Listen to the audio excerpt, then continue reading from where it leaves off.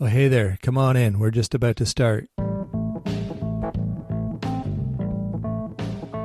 Welcome to My Wife the Dietitian, a fun weekly podcast about nutrition and healthy lifestyle.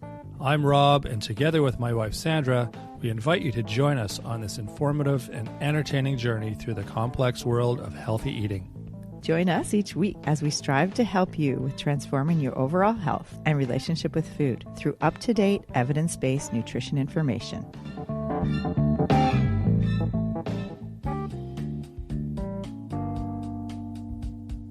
The gluten-free eating trend started to get popular around 15 years ago, and prior to that, it was difficult to locate gluten-free breads and other products on the shelves. Now there's whole sections in the grocery store dedicated to gluten-free products. But living with celiac disease, it's a whole different level. And there's so much more to know about nutrition and lifestyle while living with celiac. Good thing we have an expert on today's episode, Selena DeVries, the celiac dietitian, to walk us through everything we need to know about celiac. If we're not getting the right education at the beginning, this can heighten anxiety quite significantly. Getting the right education in terms of knowing how strict do you need to be? What are the important questions to ask when we're out and about? It can be quite life-changing for some individuals to help them just reduce that anxiety and help them have a social life where they don't need to be so scared about getting contaminated. Stay with us. Enjoying the show? You can help others find it and enjoy it too by giving us a 5-star rating or review. If you feel like reaching out to us with a question or comment, you can send us an email at mywifetherd@gmail.com. And don't forget to visit our website at mywifethedietitian.com, as well as our social media pages. We're on Facebook, Instagram, and YouTube. Enjoy the show. Welcome to My Wife the Dietitian. Hello, Sandra. Hello, Rob. How's it going? I'm good. How are you? I am good. Good. We have an interesting guest today. Oh, nice. Yes, the celiac dietitian, Selena DeVries. Yes, Selena. Yes, and she lives with celiac herself, so she's an expert, and she helps people. She helps people live gluten-free with more ease and helps them eat out with confidence. And also, we're talking all about what celiac disease is, what the nutritional concerns are, how to shop when you're looking for gluten-free, and like what words to look for on the label, and just anything to do with celiac disease. It's a really jam-packed episode with such comprehensive information, and Selena is the go-to expert. Absolutely. Yeah, this is a good one. If you're celiac, if you're not celiac, it's a good one because it gives you a real insight into what it's like living with celiac disease. It's like Sandra said, it's a real eye-opener. And it's not just a fad, the gluten-free fad. I mean, I think a lot of people have cut out gluten, but more just because they want to try a different way of eating. And it's different for someone with celiac. So this is a really good episode to help shine the light on the real medical concerns for people living with celiac disease. Yeah, stick around. It's a good one. We will have Selena back with us in just a minute.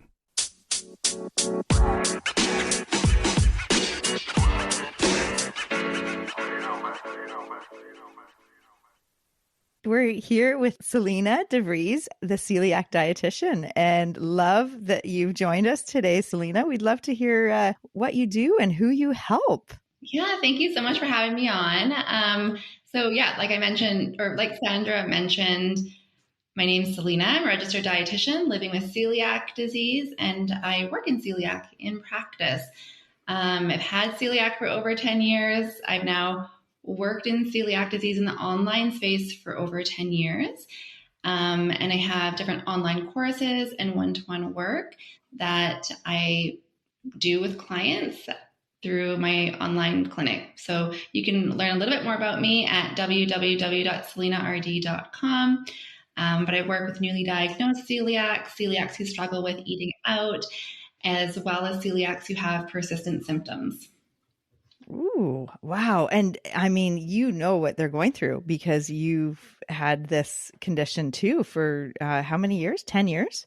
Yeah, so I was diagnosed in 2013. The funny thing is I was just finishing my internship, and right before I graduated, maybe a couple of months before I graduated, I was diagnosed with celiac disease, and I just remember it so clearly because I was in the office finishing up charting on a patient, and I so vividly remember just like dozing off, like at the desk, looking outside, looking at the computer. I was exhausted, but I Mm. had always just blamed it on, school and busy life and just living with that, just very heavy fatigue on a day to day basis. And, went to look into it a little bit more with a walk in doctor. And, the doctor said, well, you know what? My mother in law has celiac disease. So, you know what? Let's just screen you for that. I had slightly low iron. Oh, And it came back slightly positive, got referred to the gastroenterologist, and that was the diagnosis of celiac disease. It took me by surprise for sure. Wow. Um, but yeah, that's the beginning of my story.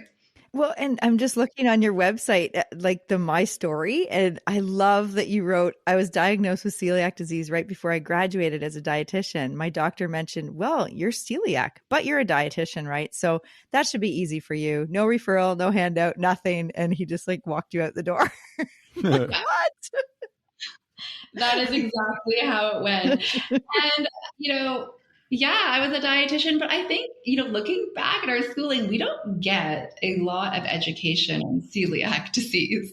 There's No. so much to learn about, right? And so you're covering the little bits of every condition. And it was a huge learning curve for me. And even going gluten-free, I still struggled with persistent symptoms. And so that's actually why I became a Monash University trained FODMAP dietitian as well, because celiac wasn't the only thing that I had to deal with. And that became, part of my practice as well, because that about 50% of celiacs will go on to struggle with persistent symptoms, a pretty high statistic there. And what I what bet are Rob's what saying, are the what are, symptoms? yeah. Well, Sorry. just that, yeah. I mean, just to cover the basics, I guess, just for people who aren't familiar with the condition, what's sort of how does it start? Like, is there warning signs? Can anybody get it, or were there certain sort of pre-existing things that people have to, and then what happens? What are the symptoms? So the symptoms of celiac disease, it's so interesting. Before, years ago, we would say, well, the typical symptoms of celiac disease are going to be like your GI issues, like abdominal pain, bloating, gas, constipation, diarrhea.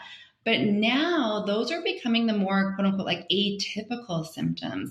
And what we're seeing now are the symptoms that are the atypical ones are more likely to happen. So, for example, one of the number one symptoms of undiagnosed celiac disease is iron deficiency anemia that doesn't respond to supplementation. So somebody could go into the office, get screened for, some blood work, get their iron levels checked, and they're iron deficient, supplements aren't working. That is a perfect candidate to get screened for celiac disease because celiac will cause malabsorption of iron. But we can Interesting. also see things like joint pain, headache. Another condition that we will see actually with celiac is infertility. So somebody could go through multiple miscarriages and they don't know why. And so that would be another case where we'd want to check for celiac disease. You can get migraines. We can see stress fractures. Somebody, is an athlete, they're running, but they're breaking their ankle or their foot, or they're having stress fractures all of the time. We can even see early onset osteoporosis. And even in more rare cases, if celiac disease were to remain untreated and undiagnosed, we can actually even see small intestinal cancer develop. But like I mentioned, that is very rare. Wow, Wow. Wow. it's quite the list. Is it the absorption of like the vitamin D and the calcium? Like it's absorption, like you're just not absorbing. Is that partly what's going on? Yeah, exactly. So basically, if you have undiagnosed celiac disease, when you do ingest gluten, it activates the immune response. So even when gluten's ingested in really tiny amounts, it triggers the immune system to kind of think about it like as a foreign invader. The immune system kind of attacks this gluten protein. And in the process of that, it causes damage to our small intestine. And this results in the malabsorption of nutrients. So this is why we often see like the iron deficiency anemia. We see osteoporosis because it does malabsorb things like iron, calcium, vitamin D, and many other nutrients. And then it can contribute to those body-wide symptoms and other conditions too. So for example, we know that there's a pretty tight connection between type 1 diabetes and celiac disease. And often in type 1, because type 1 diabetes is another autoimmune condition. And so usually autoimmune conditions, they like to really cluster together. And so Hashimoto's thyroiditis is another condition where we would see, a higher likelihood of celiac disease in those particular groups. In type 1 diabetes, actually, if there is celiac disease, we won't often see overt symptoms. Usually it's very asymptomatic, and you run them, we automatically screen. So now the recommendation for type 1 diabetes, you automatically screen for celiac disease. And you can see someone with no symptoms at all, they would tell you, well, I had no symptoms of celiac disease, but yet their TTG antibodies, that celiac blood test that you use to screen for someone for celiac, is off the charts, greater than 250. Okay. So that's how you screen, is a blood test. Yes.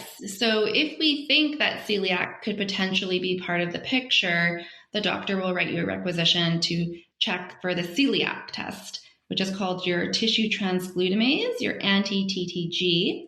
And you do need to be eating gluten at the time of this test. That's super important because basically what they're looking for is when you eat gluten, your body makes this antibody called TTG. However, if you are not eating gluten, your body will not make this antibody. And so if you ask for this test, but there's no gluten in your diet, the test will be completely inaccurate. So it is important that when you do get screened for celiac disease, that you do have gluten in the diet. That makes sense. Yeah. And that's the blood test, because then there's the biopsy, right? Yes, exactly. And they still do that, right? That's what we learned in dietitian school. An internship was the biopsy, and like that's the only way you know for sure if it's celiac. Yes, exactly. So if it becomes the blood test, if it comes back high, then we'd want to refer to the gastroenterologist for that gold standard biopsy, small intestinal biopsy, where the doctor is looking into your intestine. They take certain samples, and what they're looking for is they're looking for that damage that occurs in the small intestine when you eat the gluten. So again, with the biopsy, it's also very important for gluten to be in the diet because, often what I'm seeing with clients, and has to do with like the medical system, but it can be quite a long wait, to get the referral to the GI, and people are really, they can be in quite a bit of pain. Especially for the symptomatic people. And so, if they're not seeing the GI, the referral is like 8 to 12 month wait. Wow. That's a long time to have to stay on gluten to get that biopsy. And so sometimes people will just go off gluten and then reintroduce closer to the date where they know that their biopsy is. So you'd want to reintroduce gluten a couple of months before that biopsy every day. But I will say, once people go off of the gluten, it is pretty hard to get them to go back on. So if you can leave it in, that is the ideal, and get yourself on the cancellation list to try to expedite that. So that's a really tricky process to navigate with clients. No doubt. Wow. Yeah. And I was looking up the background. Rob and I were talking about this morning, and I found out that it was like 1941 that a certain doctor observed that children with celiac disease experienced improvements during the wartime bread shortage. And then once the bread returned, they started getting the symptoms again. And then they basically found out it was the protein, the gluten protein in the bread in the wheat bread that would aggravate their symptoms. And then that's when celiac was, in 1950s is when it kind of they finally could treat it. And then, just about 15 years ago, it became such a huge trend. In the grocery stores have gluten-free sections. And I'm sure as someone with celiac, there's pros and cons with this, right? It can be helpful, but it also can be detrimental to people with celiac, that other people are getting on the diet trend of gluten-free living, which isn't actually medically necessary for a lot of people, but it is for people with celiac. Totally. Yeah, no, you hit the nail on the head there. It's definitely pros and cons. I remember, I think we are very lucky now with that the popularity of the gluten-free diet really expanded the options of the gluten-free alternatives in the store, especially breads. Like I remember when I was first diagnosed, there was one gluten-free bread. The only gluten-free bread was in the freezer, and it was by Silver Hills. And it was a great bread to have. But I will say they were really tiny, tiny, Mm. tiny. And, it was, you had to toast it for sure to make it a bit more palatable. Mm-hmm. But now, like you go into the grocery store, like the freezers are full of different gluten-free breads. Like there's aisles dedicated to gluten-free products. And I think that is a blessing of the gluten-free fad. But on the other hand, I think the biggest challenge that I hear from clients and even myself is the social aspect of eating out, because this is where the trend has really done, I would say, more disservice to the celiac community, because food service individuals, people working in the environment at restaurants are saying, oh, well, it's just a gluten-free. We don't need to take into consideration cross contact. Heat in the deep fryer will kill the gluten. So it doesn't matter if your stuff goes in with the regular gluten containing items. And so there is this disconnect between celiac disease and those who are just following the diet due to a trend where they don't really need to worry, about these tiny amounts of gluten, where somebody with celiac disease does. And so I think with the eating out, the seriousness from the food service staff has really taken a hit. And that has really dropped celiac's trust in being able to eat at a restaurant safely and be present with their friends and family when they're in the restaurant, because they're scared of getting glutened.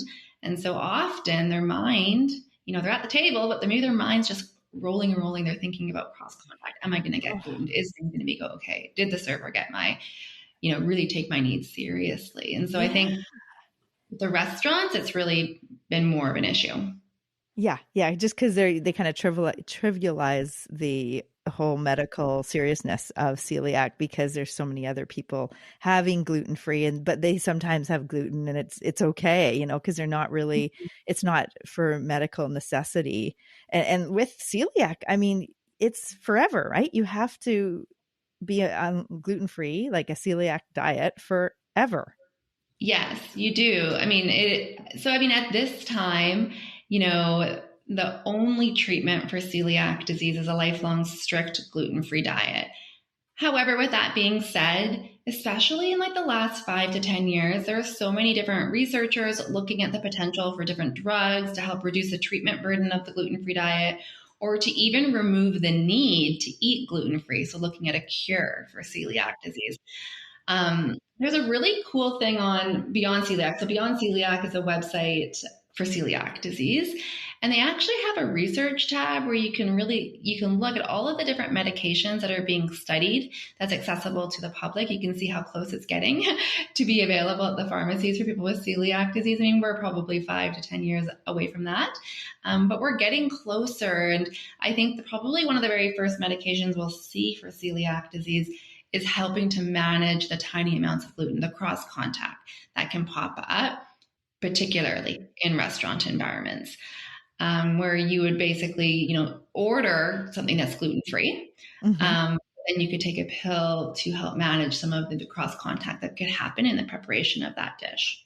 Oh, interesting. Oh my gosh. So just kind of somehow reduce the immune response. Yeah, exactly. Or almost like the lactate enzyme that digests lactose. Yes. Very similar to that. It would be like an enzyme or a protein that would kind of like attach to the gluten protein to prevent it from causing that immune response. So something similar to the mechanism behind lactate. Okay. And that's actually something I was going to ask, because I think a lot of people, and I don't know if you can say if you are, or if you see your clients that have celiac also have a lactose intolerance.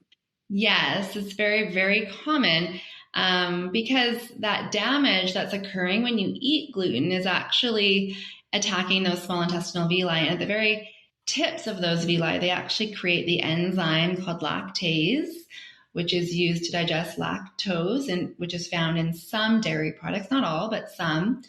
And so at the onset of diagnosis, those villi, they're damaged quite significantly. And so they're not making that lactase enzyme. And so sometimes we'll have is a lactose intolerance that will develop at the onset of diagnosis in addition to celiac disease. So sometimes people will need to follow a gluten-free, lactose-free diet at the beginning. And then as their villi heal and they grow back, they often will have the ability to digest lactose again. And won't need to follow a lactose-free diet. Wow. Wow. That's, yeah. Wow. Are there, if you're following, like your celiac, you're following the gluten-free diet, are there issues that you're having, or is it only when, gluten's introduced and it triggers the reactions? Yeah, such a great question. So in terms of following your celiac, now you're following the gluten-free diet, technically the only time that you should then, get sick is when you're ingesting gluten. Right. Sometimes people will get the symptoms, but the symptoms are not really actually a very good indicator of somebody being glutened outside of nausea and vomiting. So it's hard to really know if you know for sure 100% if you've been glutened, if you've actually ingested gluten, or if it's a different food component leading to symptoms. True. But technically, if you are gluten-free, the only thing that should be making you sick is if you are accidentally exposed to gluten. But like I mentioned kind of earlier on, about 50% of people with celiac disease will go on to experience persistent symptoms. And what I see all the time in practice is people blaming gluten for their symptoms when it's actually completely a different condition. Oh, really? Interesting. Yeah.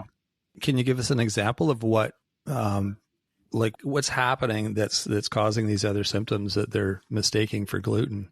Yeah, so out of that 50%, an average of about 30% of people with celiac disease will actually also have irritable bowel syndrome. Oh, wow.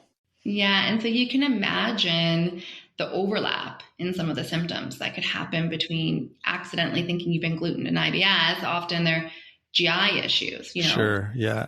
And so teasing that apart can be quite difficult. And so what I see for years before clients come to see me is they've been blaming gluten. So they've restricted their diet. They're no longer eating out with friends and family. They don't go to restaurants. If they do go to these places, they're always bringing their own food with them for fear of being glutened. And they have whittled down their diet to a few different foods, and their quality of life is absolutely in the gutter. I mean, I was in about 1 year post-diagnosis, and it is not a fun place to be. And these clients, they are getting missed in the healthcare system, because then they go to their doctor and they say, hey, I'm following a gluten-free diet, but I'm still having all of these symptoms. And the doctor tells them often, well, you just need to be more strict with the diet. Oh, wow. They don't run any tests. They say it's just got to be the celiac. You need to do better with the gluten-free diet. And they're not getting any support. And this is where, we need a lot more support for these. Yeah. Well, because we know that the diversity of plant foods helps with our gut biome and helps to build that lining back up. And so, take out gluten and avoid lactose if you're, having lactose intolerant because of not having the enzyme, because the villi are flattened. And as you get better, hopefully, I don't know, for you, do you find that you can reintroduce more plant foods, and are you having to follow a low FODMAP for yourself? Yeah. So, about 1 year post-diagnosis, I was in that spot. And I have been diagnosed with IBS. Okay. And I did need to go through FODMAP. And so that's actually why I became a Monash University FODMAP dietitian, was originally to help myself back in the day. Yeah. And so I went through that process, and I figured out what my triggers were. And so certainly at this point, absolutely, I'm definitely not on a low FODMAP. I want that to be very short elimination time period to find out what the triggers are. And I will say, I do have some triggers outside of gluten, but the major one is lifestyle. Right. Really? Right. is managing the stress and the anxiety for me particularly. And I will say, you know, clients, there are some particular ones that, you know, like fructose, for example, can be not a popular one, but a more likely trigger for people with celiac disease, especially around the beginning, because the villi tips, they also produce enzymes to digest fructose. And so what we can see is some malabsorption happening with the polyols and the fructose and FODMAPs. These are, you know, broken down in the small intestine where that damage is occurring. Wow. When the small intestine heals, often these other intolerances, again, they will go away because you're now making the enzymes to digest these. But in celiac disease, kind of getting back to that lifestyle piece, there is almost, well, there has to be, you know, there has to be like this constant state of almost just hypervigilance. Do you know what I mean? Like, I need to avoid gluten. I've got to make breakfast and lunch. What am I going to have that's gluten-free? Came out with my friends. Well, now I've got to make sure that I'm at the restaurant. I've got to order something gluten-free, but I've got to make sure that I'm asking about all of these questions to make sure that it's, you know, we're minimizing cross contact. And so there's this constant state of like trying to protect yourself from gluten. Does it get to a point where it isn't stressful anymore?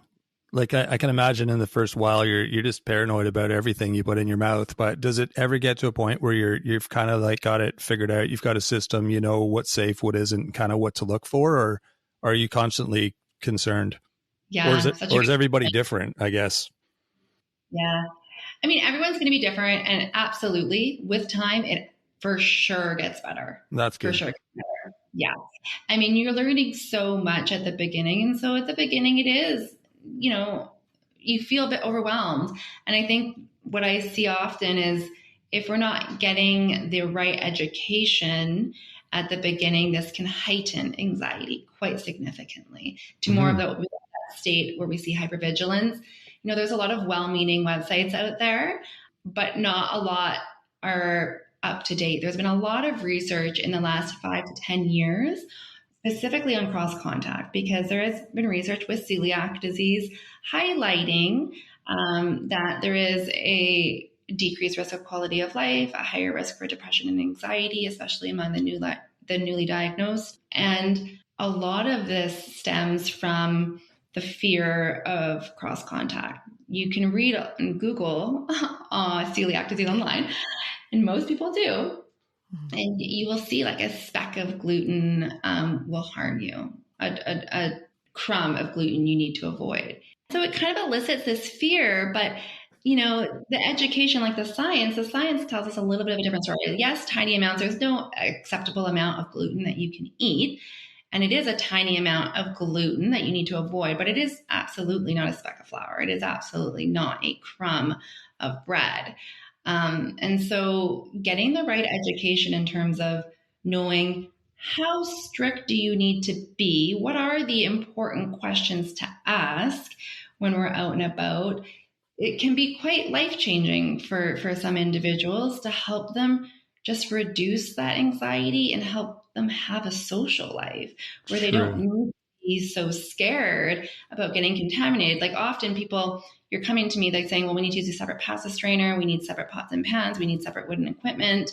But the reality is what the science is telling us is we can wash all of that with soap and water. And it's completely safe for somebody with celiac disease. But you Google all of that, you will see completely opposite information. Oh, interesting. Which, I mean, isn't surprising given the variety of different opinions and information that's out there. You know, a lot of it is out to lunch. So I'm sure it's the same. But it's like you said, it's finding the right information that you can trust. And I think the paranoia aspect of this condition in the first place, especially when you're first diagnosed, is, you know, you're scared. You're scared to put everything in your mouth. So it's so true. And I think at the beginning, like there is a lot of overwhelming. You just want to get rid of every speck of gluten. And I totally get that. I say, if you want to get separate dishes, you know, and it makes you feel more comfortable at the beginning, do it. Right? If that makes you more comfortable at the beginning, do it. But know that your comfort levels are likely to change over time. And here's what we know about celiac disease. Here's what we know is safe for somebody with celiac disease. Now, use that information to make a decision that feels good to you right now in that moment. And just know that when you learn more, when you start to feel more comfortable, reading labels and, going out with friends and family, that the way that you handle some of these cross-contact situations will probably change. I love that. Yeah. Yeah. And speaking of like the reading the labels, what grains and starches are gluten-free and what words should someone look for on a label when they're trying to avoid gluten because of celiac? Yeah, so there's a lot of different gluten-free grains and starches. I think most are going to think of rice and potatoes, and those are for sure gluten-free.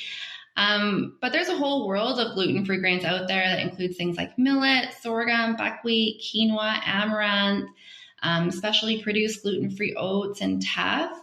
And then when it comes to reading a label, when there's a product with multiple ingredients in Canada, we're actually really lucky. It's very simple to read a label here because we have very strict labeling laws set forth by Health Canada. And so in Canada, gluten is defined as, you can remember it as the acronym BROW bracket T. And so B stands for barley, R stands for rye, O for oats, that's regular oats, W for wheat, and T is triticale. Triticale is just a hybrid of wheat and rye. So it will often show up on the label as wheat, but I've seen it a few times with the T. So most words you really just need to watch out for is the brow. And now if a product has gluten, it needs to state it as one of those 5 English language words and nothing else. Sometimes I get, well, what about these sciencey, like hard to pronounce ingredients? Like, how do I know that that isn't hiding gluten? Right. For example, like I often get asked about yeast extract, and is yeast extract gluten-free? And sometimes yeast extract can contain barley because it's from spent yeast from a beer manufacturing plant.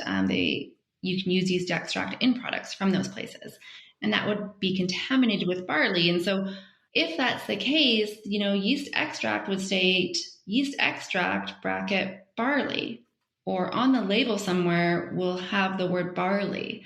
So it won't hide under odd sounding ingredients. It will always be identified on the label as that acronym brow bracket T. Those are the only words that you need to look out for on a label to identify if something has gluten or if it's gluten-free. Oh, wow. And gluten, That I guess helps. the word gluten would help. It would be one too. Well, gluten is defined as those 5 plain English language words. So Okay. So you never have to look for the word gluten on a label. You just need to look for those 5 words. So Health Canada dictates gluten equals barley, rye, oats, wheat, triticale on labels. If those ingredients are on the label, you need to put it as those words. So it's very easy for the consumer to identify if they need to avoid it or not. Wow. And what about products Okay. that say may contain? Like, I love that because you see that everywhere. And I'm like, you're drinking milk and it say it may contain peanuts. I'm like, what? How can there be peanuts in my milk? But That's do you know what I awesome. mean? I mean, that's got to be so frustrating if you're truly celiac to be reading these products where it's like, yeah, there might be some in here. We're not really sure. Totally. I guess you question. just avoid that, right? I mean, obviously that's. Yeah, I mean, so the thing here in Canada, if something is labeled with the word gluten-free, or it has a certified gluten-free logo, so there's different logos you can look for. But if it has a logo or the word gluten-free claim, even with a may contain wheat, or manufactured on the same belt as, or made in the same facility as wheat, barley, rye. If we see a gluten-free claim or a gluten-free logo, that trumps any type of may contain, and the product would be safe. Really? Because, so those logos and that word gluten-free claim, those are, again, the gluten-free claim anyways is regulated by Health Canada. The gluten-free logos are regulated by third-party certifiers, auditors, but they're all regulated to be celiac safe. So always will be below that celiac safe threshold, which is known as 20 parts per million. If somebody were to eat multiple products that had 20 parts per million, they would never consume enough gluten to do harm to them. So that's why that threshold is anything less than 20 parts per million is celiac safe. And the gluten-free claim and the gluten-free logos always are either below 20 parts per million or even less than that. Often they're much less than that. Closer to 10 parts per million or 5 parts per million. So yeah, so with that, and it may contain, still safe. Wow. It just makes it more confusing though, right? But it's good to understand. I mean, yeah, if you have that knowledge, then it makes sense. I guess the may contain refers to the parts that are under that level that you specified. Maybe, I don't know. Well, the thing is like it may contain, they are voluntary statements, so they're not regulated in the same way as those 5 words. Okay. Mandatory in Canada. Every manufacturer, any food product being sold in Canada, whether it's imported or made in Canada, has to follow those manufacturing guidelines and label brow bracket T if it's in the product.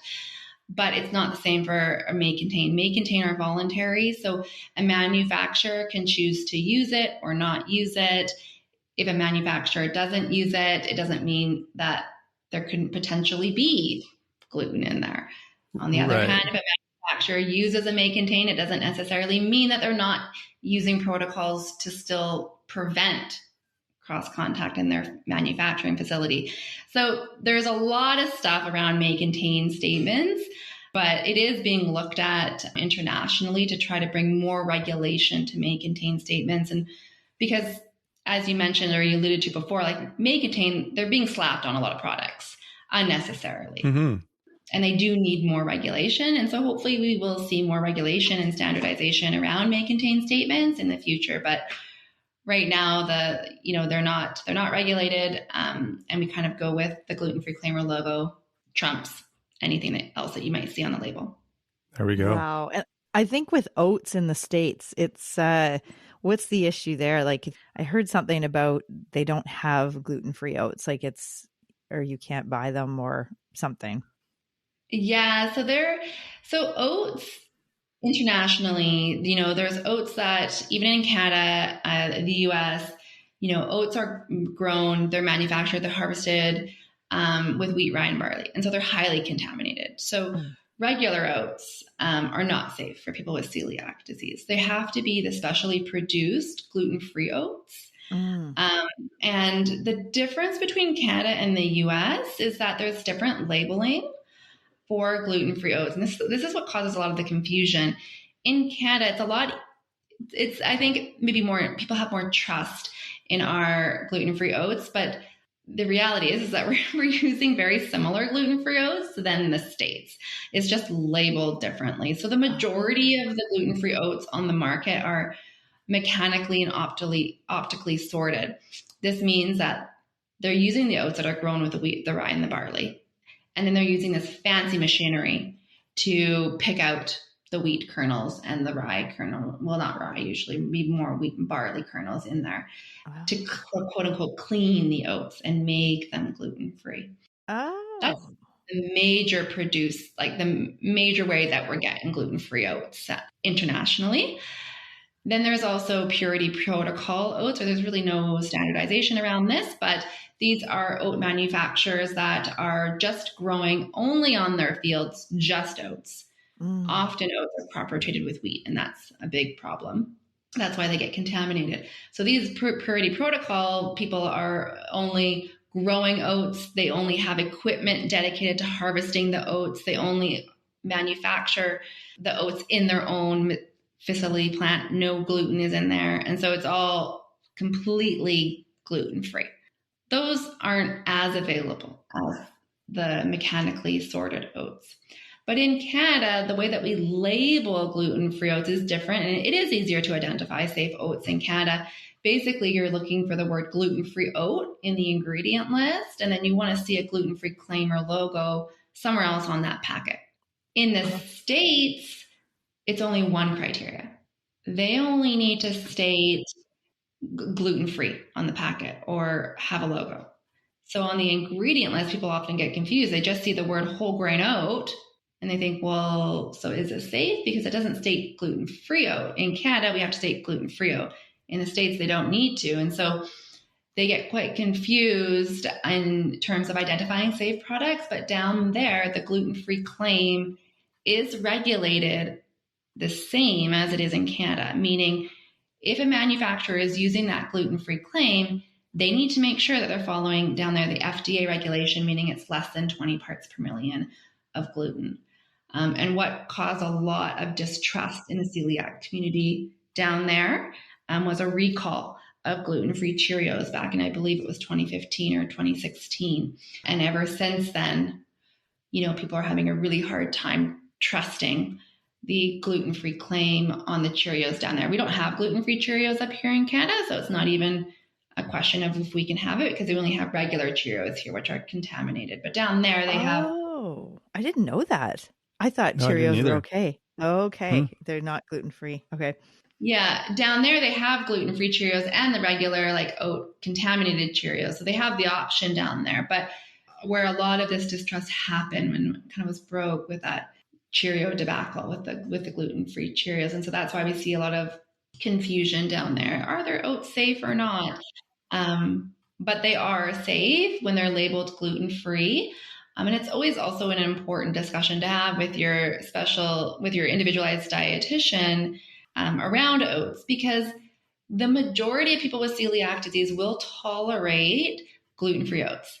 But there is a subset, about 5 to 10% of people with celiac disease, that will react to the avenin protein in oats, causing symptoms and more rarely small intestinal damage, but they can cause the same symptoms that they had if they were to eat gluten. So it's important to, again, always check in if oats are a good thing for that person to have in their diet, based off of whatever is going on for them at the time. Wow. Yeah. Oh my gosh. And the one thing that I feel that a lot of people struggle with if they're eating gluten-free is just getting enough fiber. Mm-hmm. Do you see that with your clients? Definitely the biggest concern. So I would say when I'm dealing with my persistent symptom clients, we really own in on this, because if you were to look at the gluten-free grains and compare them to the gluten containing, especially the products. So we're looking at crackers, breads, pastas, and comparing that to gluten containing, it's about a 50% decrease in fiber. Wow. Yes. Oh Yeah. my gosh. That right there, just there's people that maybe have gluten intolerance, but not celiac. And that, I mean, just because we know that 95% of the population in general aren't getting enough fiber. And then if you layer on, I'm going to start just eating gluten-free products, then that really, reduces the amount of fiber, which can be detrimental in the long term. And so it's a real balancing act, with, I guess, making more food at home. What's your recommendations for people? Yeah, it is a struggle. So I'm often teaching clients, one of the main things that I'll teach is looking at nutrition facts tables for the gluten-free alternatives, right? And so looking at your gluten-free breads, your pastas, your crackers, your bars, your cereals, and really aiming for at least 3 grams of fiber or more per serving, because these foods people are eating every day, they're eating it consistently in the diet. It's a very simple switch for them to just start to learn to read these labels and swap some of their lower fiber choices for higher fiber choices. And then, of course, we got to learn to cook with new foods. This is really difficult for people because, I think as a population, we're very familiar with rice, right? Yes. So often, with celiacs, we kind of get stuck in the rice rut. Yes. Right? Yeah. We're eating, Chex for, gluten-free Chex, which is rice cereal for breakfast. We're eating rice-based bread for lunch, and then we're eating white rice maybe for dinner. Yes. And it's a lot of rice and not a lot of fiber. And so, experimenting with things like quinoa, for example, has almost quadruple, 4 or 5 times the amount of fiber compared to white rice. And people are like, oh, but I don't really like quinoa. It tastes good. And so a little baby step to introduce ourselves to quinoa is what I often teach my clients is, cooking quinoa and white rice in the same pot. it takes the same amount of liquid, Good idea. brain. And so, yeah, we often will work up with like a 1/4 cup quinoa in the pot, 3/4 cup white rice, and then increase the ratio from there. 1 cup total grain to 2 cup water or whatever liquid you want to use. See, aren't dietitians so smart, Rob? I love you guys are like problem that is solvers. such a great practical application for people. Like, I love that. Like, you don't hear that on like TikTok and other social media channels where these experts are telling you how to live and how to eat and everything. It's like, you know what? This is like real life, getting into the kitchen. Okay, 1/4 cup of quinoa with 3/4 of cup of rice. I love that advice. Yeah, like it's something awesome. like that is just so practical, and someone can do that. And then they can, like you said, baby steps are so key for this transition because it's a journey. It's not a destination. It's a journey. It really is a journey. You know, it takes time to get comfortable with the gluten-free lifestyle, and it's all about baby steps. So, so true. Oh, totally. Yeah. Yeah. Oh my gosh. This has been so amazing. Like all of this information. And I bet we could just talk for days. Yeah. There's just so much, right? Totally. There's so much I could say. Yeah. Selena, I bet you spend a lot of your time just explaining things to people. Like there's so much information that you just shared with us today where I'm like, wow, that's huge, you know, like knowing how to read the label and knowing that certain things are okay when Google tells you otherwise, you know, like just setting the record straight for people. I'm sure that's a lot of your job, a lot of your day, right? Just explaining and helping people ease their nerves.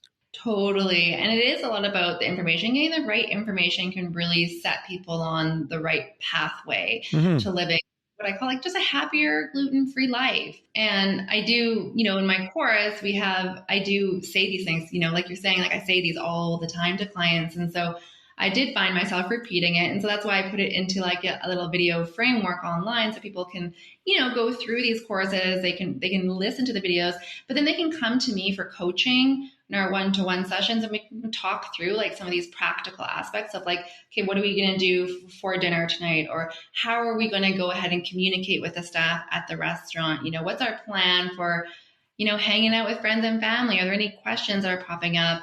And kind of get into that, you know, real practical tips there. But yeah, there is a lot to say about gluten-free living. Yeah. And you know, I have to say, like, I had a client, and this is one of the big reasons that I reached out to you.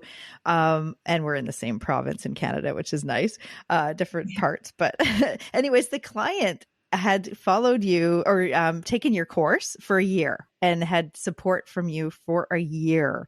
And he is an expert now. Like, I mean, he just knows exactly the foods to buy, the things to avoid, what to look for, how to go to a restaurant. Like, he is feeling so much better in his confidence and dealing with this diagnosis that he just got, you know, a couple of years ago. And I just looking at your services and your course and all the support that you offer clients, it was just like, oh my gosh, I have to talk to you because you are the guru, like the celiac dietitian. It's a perfect name for you. Yeah, exactly. And I mean, there is, like I mentioned before, like there is nothing like being able to have such an impact on people's lives. You know, I definitely would have loved to have hired a dietitian when I was newly diagnosed, but there was no like celiac dietitians back then. And I think, you know, it's been a labor of love, but like absolutely the best job in the world, being able to help clients just live a healthier and a happier gluten-free life. And you know where they're coming from. That's huge. I mean, it's one thing to talk to a dietitian about celiac, but to talk to a dietitian who has celiac, I mean, you feel like you're coming from the same place. That's huge. Yeah. Oh, absolutely. Yeah. And a question we ask all of our guests, because one day we will come visit you in the interior there of BC, and we'll be like, hey, what dish was that you had for the potluck idea? I bet it's gluten-free. Yeah, no doubt. Yeah, what do you bring to gatherings and like when you? I guess it depends on the place and the family gathering. But yeah, what? Yeah. Well, if I was invited to a potluck, I'm definitely going to bring something that's filling and fills me up, because I think, the worst thing to be at a potluck is if you can only just have like salad. Yeah. So bring a filling dish. I'd probably bring like a Mediterranean style pasta dish, with like tomato sauce, olives, artichokes, lentils, feta, and a great gluten-free pasta brand. This is the best pasta brand. It's Rumo gluten-free. And it really holds its texture quite nice, so it doesn't break down and get soggy in sauce. So, if it has to sit there for a little bit at a potluck, it'd be a perfect pasta for that. Cool. What is it, lentil based, or what's it made out of? Oh, it's made out of rice and corn flour. Okay. So the pasta itself is not gluten-free, or no, it's gluten-free, sorry. The pasta is gluten-free, but it's not super high in fiber. So it is a lower fiber gluten-free pasta, but that's where I always love to add in beans and legumes with my clients. I talk about this quite a bit. Oh, yeah. And so the pasta, it comes in multiple shapes, penne, macaroni shape, spaghetti, linguine. I often will use the penne for this type of dish. And then I just throw in canned and rinsed lentils, I use jarred tomato sauce, and then I put in some olives and some artichokes, feta, mix it all up, warm it up, and then I would bring that to the potluck. Yummy. Oh, sounds so good. What was the brand of that pasta called? Rumo? Rumo. So it's RUMMO. They have both gluten and gluten-free. So you just need to make sure that you're purchasing the gluten-free ones. Yeah, smart. And it is definitely a top brand for gluten-free. People really love this brand because it really does hold its texture quite well and doesn't fall apart. Like sometimes, I don't know if you've ever had gluten-free pasta before, but sometimes what can happen is it's fine the night of, but then like the next day, if you go to warm it up, it's like all broken down into like the little stringy bits. So Primo doesn't do that. That's good to know. What about, that one that we have, Rob, that they're made with black beans or lentils or chickpeas. Super high protein. Yeah, it comes in a little box. Oh, is that the Explore Cuisine brand? Yes. Yeah, it could be. Yeah. Yes. Sounds what do familiar. you think of those ones? Yeah, so I do love to recommend like the chickpea or the lentil-based pasta to people. Yeah. I find like the black bean, I think there's a black bean, a mung bean, and edamame. Yeah. People have found like the flavor to be a little bit strong, but I absolutely love these pastas because when you think about like some of the nutrient deficiencies with celiac disease, if you've ever looked at the iron content in these pastas, and then of course the fiber content, I mean, it's just a match made in heaven for people with celiac. And so the chickpea and the lentil are really quite nice. And often, again, like what I get clients to do with these bean pastas to introduce them to like their lower fiber ones is to mix them half and half in the same pot and then just adjust the cooking time. Mm-hmm. And so then you kind of get like a little bit of a fiber boosted pasta mixed in with your favorite gluten-free pasta brand. Oh, wow. Wow. I love that. Have you followed clients for like years and years? Like, I guess I'm sure people come back to you and say, hey, this is what's happening for me. Or, I'm sure you've seen people for years. Yeah, I have. That is a really nice thing about being in private practice is that you do get to see your clients for so long and you get to see their transformation. Like that is just the best thing. And then clients do check in with me. And often after they're done, like the initial course, the initial learnings, then all clients have the ability to do check-ins with me just a la carte as needed. If little questions pop up down the road. And so I often will have clients always book those types of sessions and we'll always catch up that way. It's nice to get the feedback to know that what you're suggesting is actually helpful and, it helps you move forward too, right? Yeah, absolutely. And I mean, that's part of the big thing in my course. Like I ask for feedback in the course itself so that I can continually update it and change it to be as helpful for people with celiac. Because I think sometimes, we as dietitians know exactly, we think we know exactly what our clients need. And in a sense, we do. But sometimes our clients are teaching us all of the time as well, Absolutely. What they need. And we can develop really cool new resources for them just, again, to make things easier for them, to make things just more socially available for them in terms of gluten-free. Oh, So totally. that's been a really cool part of the course, as well as just seeing how my clients have actually shifted the types of content and resources that I've made. Oh, yeah. No, that's right. I feel like every group and every grocery tour, nutrition tour I do with classes and groups, I always learn something from participants. Like I always learn because it's like an exchange of information. And I mean, so many, like just the tips that you had today about, the baby steps of trying to get quinoa into the diet. And if you're only eating rice, like these kind of things are just so they're like nuggets of good information to help other clients. And, I just feel like we can learn a lot from what our clients are doing in their kitchen and their hacks and stuff like that. So I love that you are taking their feedback and incorporating that into your courses and just updating things as you need and as they need. So that's, and we're going to have a link to your website and your courses in our show notes for this episode, just so that people can, be directed there if they have this, they want more information and need to connect with you, because I think you are the go-to celiac dietitian. Thank you so much, Sandra. Rob, do you have any other questions?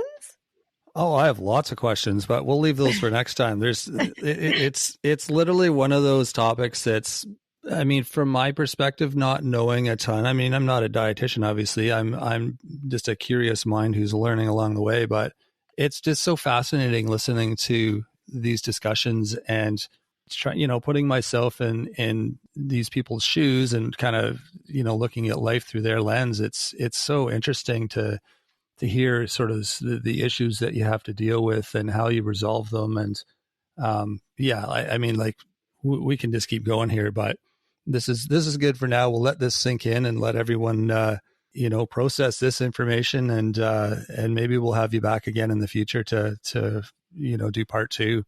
Oh, definitely. Yeah. Yeah, absolutely. Absolutely. I would love that.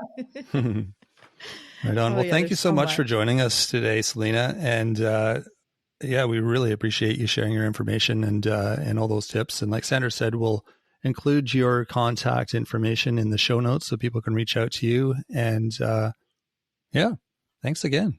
All right. Thank you both for having me on. It was a lot of fun. Right on. It was Thanks our pleasure. So thanks so much for taking your time to join us. And we'll look forward to talking to you again. Sounds good. Take care. Okay. Thanks, guys.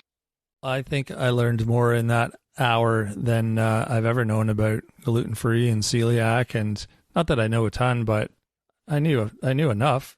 I know. She had some great, new information, new to me, I guess, probably maybe new to you too. Like she was saying, a lot of the information is kind of old that's out there, and there's new information, and a lot of people don't realize that. Yeah, that was really, really informative. I'm so glad we had her on, because there's so many people living with celiac disease or have a gluten-free lifestyle. Mm-hmm. And it just kind of... It puts a damper on the whole eating experience. Like eating is supposed to be joyful, and then you've got this thing that you have to think about every time you eat. It's definitely something that takes part of the joy out of eating, I would think. Yeah, and hopefully people who don't have celiac who listen to this will have more empathy for people that live with celiac disease, because it is quite a lifestyle adjustment. Yeah, absolutely. So we'll have her contact information in the show notes, and it's Selena, the celiac dietitian, selenard.com. And there's all the information about her services and group programs and working one-to-one with coaching. So there's lots of great resources through her website. Yeah, I bet there's a ton. She was so knowledgeable, and I mean, partly because she had to research it herself for her own health, because she's also celiac, and she's just a wealth of information and really well spoken too. I found she explained things really well. So yeah, it was a pleasure to interview her. Yeah, I bet her website is just a gold mine. So check that out. You can also check out our website. It's mywifethedietitian.com. There's lots of interesting information there as well. You can also send us your questions, things you want to hear about, things you'd like us to discuss. that sort of thing, you can email us those questions at mywifetherg@gmail.com. You can also join our newsletter. That's something else that you can sign up for on our website. That's a weekly newsletter. It's free to join. There's lots of information that comes out in that, so give that a look as well. You can also find us on Facebook, Instagram, and YouTube. Feel free to reach out to us there as well. And don't forget to rate and review. That's always super helpful for us. It also helps other people find it. And share with your friends. Another thing that's super helpful. So that is it for this show. Thanks again to Selena for joining us. Hope everyone got some value out of that episode. And look for our nutrition nuggets coming out on Wednesday. That will be our next episode in a few days. So until then, have a great week, everyone. Thanks for joining us today on My Wife the Dietitian. If you like what you heard, don't be shy. Leave us a comment or review, and be sure to share our podcast with your friends. If you'd like to hear more, hit that subscribe button. You can also follow us on our social media pages for updates, episode trailers, and other odds and ends. For more info and links on what we discussed on today's episode, check the show notes. We'll be back next week with another informative and fun-filled episode.